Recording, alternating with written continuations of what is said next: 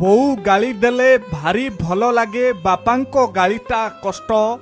ବୋଉ ମତେ କୁହେ ଅବୁଝାଟା ବୋଲି, ବାପାଙ୍କ ଭାଷାରେ ନଷ୍ଟ। କେବେ ନ ଖାଇଲେ ବୋଉ ହିଁ ଖୁଆଏ, ବାପାଲୋ ଧନଲୋ କହି। ବାପା କହିଥାନ୍ତି ଖାଇନି ନ ଖାଉ, ଡାକୁଛ କ'ଣ ପାଇଁ। ପରୀକ୍ଷାରେ ଭଲ ନ କରି ପାରିଲେ ସାହସ ଦିଏ ହିଁ ବୋଉ। ଚିଡ଼ି ଚିଡ଼ି ହୋଇ ବାପା କହିଥାନ୍ତି ଏଇଟା କୁଆଡ଼େ ଯାଉ। କାହା ସାଙ୍ଗେ କଳି କରିକି ଆସିଲେ ବୋଉ ହିଁ କାରଣ ଖୋଜେ। ବାପାଙ୍କର ସେଇ ପୁରୁଣା ସଂଳାପ ପିଲାଟା ଆମର ବାଜେ।